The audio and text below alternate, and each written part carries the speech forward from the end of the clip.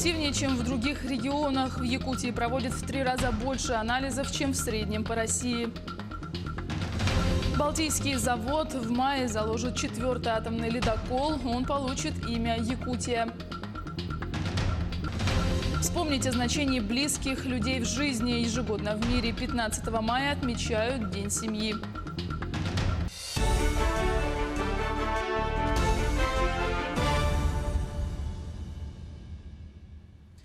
Здравствуйте! В эфире новости, в студии Юлия Великодная. За минувшие сутки в республике выявили 35 новых случаев заражения коронавирусной инфекцией. В Якутске 27 случаев COVID-19, 4 в Аймиконском районе и по одному новому случаю заражения выявлено в Ленске и Нерюнгри. У нас на сегодняшний день подтвержденных 722 случая новой коронавирусной инфекции. Это плюс 35 за последние сутки. Столько же было у нас и предыдущие дни. То есть мы выходим на какое-то плато. И, конечно, бы хотелось, чтобы мы на нем остановились, и потом уже было постепенное снижение. Вместе с тем, здесь, конечно, очень многое зависит от соблюдения всеми нами тех ограничительных мер, которые на сегодняшний день действуют, особенности в наших крупных населенных пунктах. Из этих 35 случаев 27 это у нас город Якутск. У нас 4 случая в Аймиконском районе, 3 вахтовых рабочих и 1 участковый. Вот. Также есть случаи в Ленском районе и в Нерюнгри, но они опять же связаны с вахтовыми рабочими. И по Нерюнгри это у нас контакт ранее заболевших. В целом ситуация у нас стабильная. За последние сутки выписалось 36 человек, уже полностью излечившихся от коронавирусной инфекции. Проведены также порядка 1700 анализов.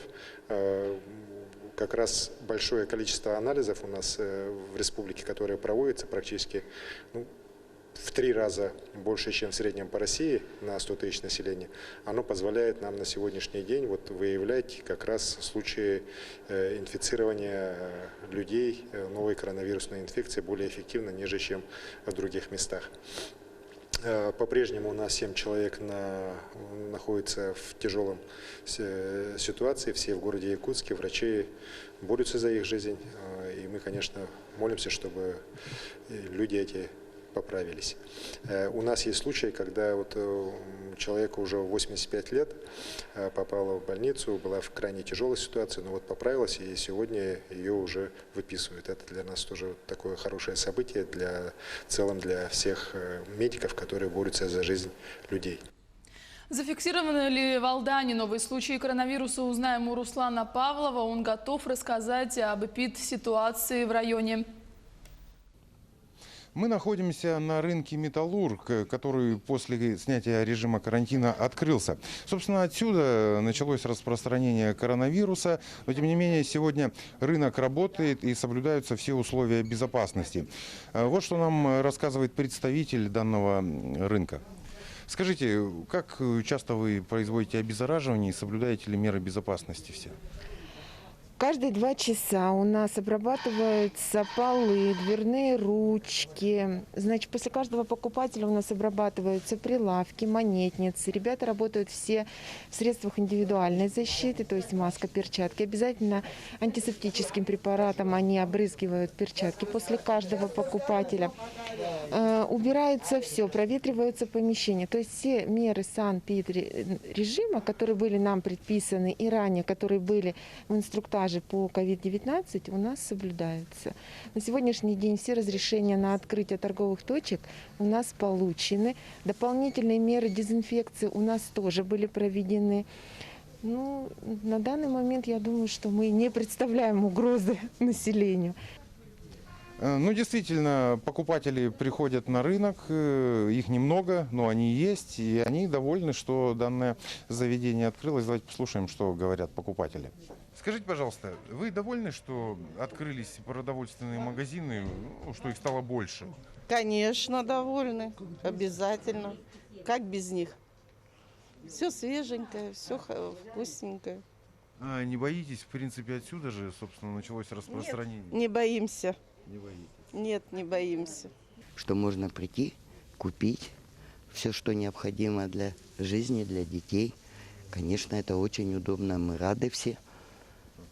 Ну а вы соблюдаете сами вот режим самоизоляции? Конечно, конечно, соблюдаю все как положено. А что можете сказать тем, кто этого не делает? Ну, это бессмысленно, взрослые люди идут без масок, мы хотим воздухом подышать и туда-сюда, а смертность-то идет, и вирус-то плывет, правильно, это несерьезно. За последние сутки добавления по COVID-19 в Алдане нет. Мы следим за развитием событий. Такая вот у нас ситуация. В России впервые за 2 недели выявили меньше 10 тысяч случаев COVID-19 за сутки. В России за минувшие сутки выявлено 9974 новых случая заболевания. Таковы данные от оперативного штаба. Суточный прирост снизился до рекордно низких 4 с небольшим %. Пока чаще всего COVID-19 подтверждают в Москве. Что касается гидрологической обстановки на реках Якутии, уровень воды понизился на Лени у Якутска и пригородов. У столицы региона критические уровни не превышены, вода убыла на 9 сантиметров за 4 часа. У микрорайона Кангаласы уровень воды упал на 2 сантиметра. На участке Табага-Сотинцы наблюдается спад до 10 сантиметров за 2 часа. Выше села Намцы уровни воды за 4 часа упали на 7 сантиметров и не превышают предельно допустимые значения. Мы считаем, что по городу Якутску угрозы уже нет. Те подрывы, которые были проведены вчера, они дали свой результат, и вода уже значительно снизилась ниже опасных явлений, по особенности вот в районе Табаги, Кангалас. Под городом Якутском есть локальный затор в районе Петровской Кури, это между Жатаями и Кангаласами, но, еще раз говорю, это не крупные льдины, это мелкий лед, шуга практически, которая набилась в протоку и вот создала определенный затор льда, но никоим образом это уже не влияет на уровни воды стабильно падают. По Якутску просто чуть медленнее, чем в тех же Кангаласах и в Табаге, но еще раз говорю, все опасные явления уже позади. Сейчас, конечно, наше основное внимание Намскому УСУ, пока ледоход на его территории проходит нормально, и мы надеемся, что все-таки в дальнейшем опасных таких заторных явлений до Графского берега у нас не будет на реке Лена, ну и в дальнейшем уже наши оперативные группы перебрасываются в район, Намский район, а также перебрасываются уже дальше, так как мы ожидаем, что в ближайшее время в связи с быстрым достаточно прохождением паводка по Алдану, уже скоро и Алдан будет выходить на Лену, Вилюй будет выходить на Лену, и особое наше внимание как раз Усть-Алданскому району, Кобейскому району, тем населенным пунктам, которые расположены как раз в тех районах. Вот. В целом, еще раз говорю, ситуация под контролем, серьезных никаких разрушений нет. Те подтопленные дворовые территории, которые были по Якутску, они уже в основном начинают освобождаться от воды.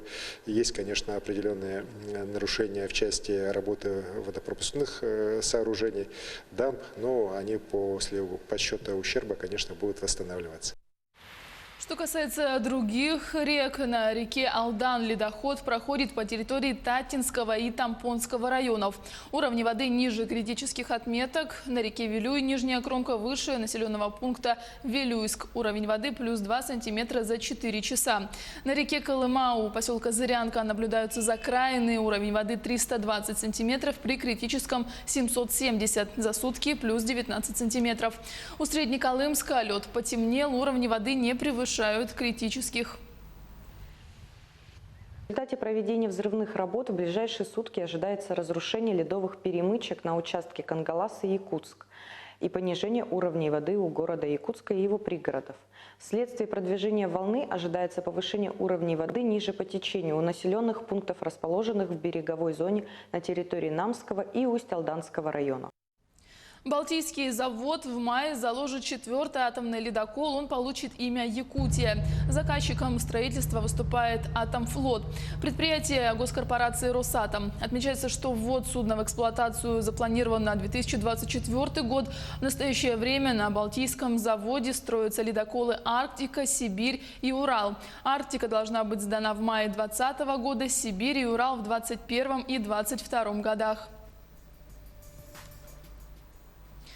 Как повлияла пандемия коронавируса на развитие Арктики? С какими дополнительными проблемами столкнулся малый и средний бизнес за полярным кругом? И что должно помочь предпринимателям на севере пережить этот кризис? Эти темы стали главными во время онлайн-дискуссии «Предпринимательство в Арктике». Подробности у Максима Кардозу.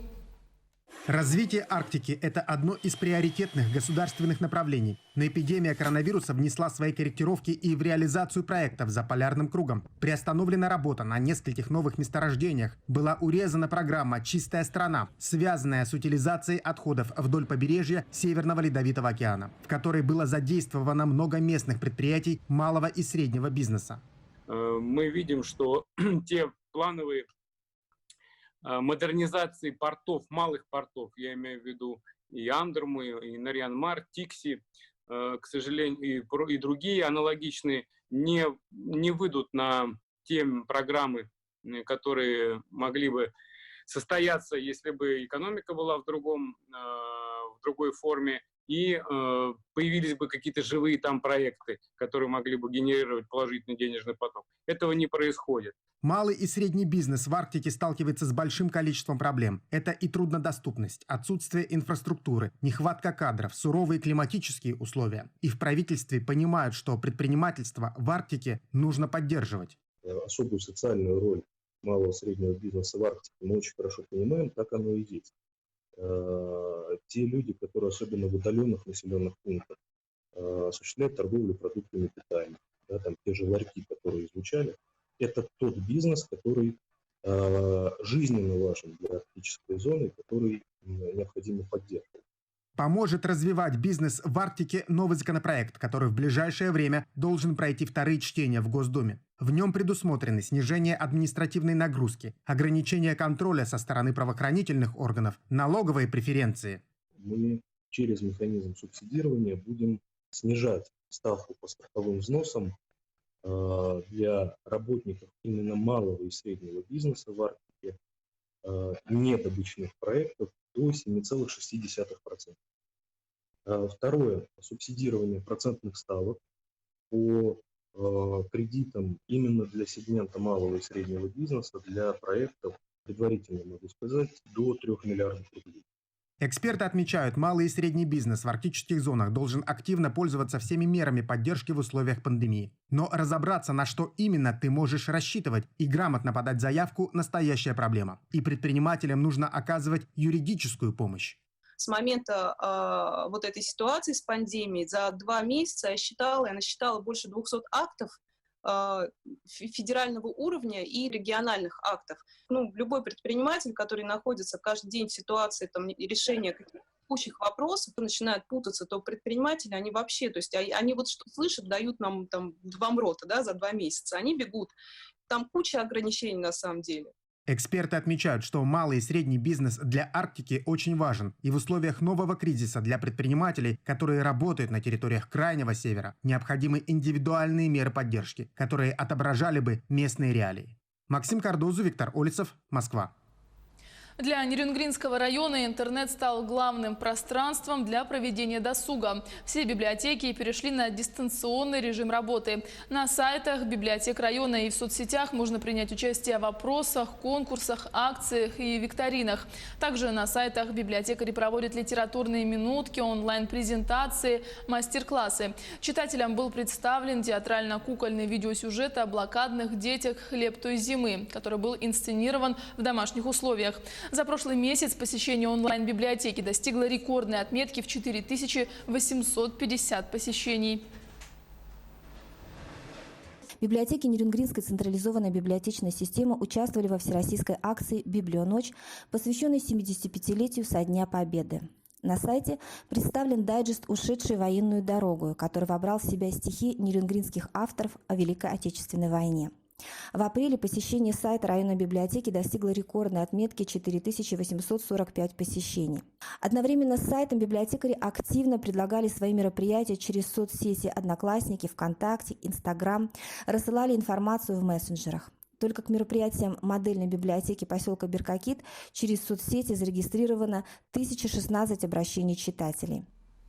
Ежегодно в мире 15 мая отмечают День семей. Международный день семей помогает не только вспомнить о значении близких людей в жизни, но и поднять, разрешить многие волнующие вопросы, связанные с этой ячейкой общества. Праздник отмечается ежегодно с 1994 года. Он был утвержден резолюцией о Международном годе семьи Генеральной Ассамблеи ООН. На сегодняшний день государственная регистрация органов гражданского состояния в регионе осуществляется в 410 населенных пунктах. Учитывая сложившуюся ситуацию с распространением коронавирусной инфекции, в каждом из отделений внесены изменения по графику приема граждан. В тех районах, где на сегодняшний день сохраняется напряженная ситуация с коронавирусной инфекцией, регистрация проводится строго по предварительной записи через портал госуслуг. Сотрудники ЗАГСа просят всех брачующихся, которые собираются зарегистрировать брак в мае и июне, перенести эту дату на более поздний срок, если на это нет уважительных причин. Например, по городу Якутску у нас за апрель месяц было зарегистрировано в этом году 119 браков, тогда как, значит, в апреле 2019 года было зарегистрировано у нас около 300 браков. Но мы не отчаиваемся, учитывая то, что рассчитываете, значит, акты гражданского состояния и браки будут зарегистрированы во втором полугодии 2020 года. И годовая статистика по итогам года, она у нас не ухудшится. Оставайтесь с нами, мы следим за развитием событий.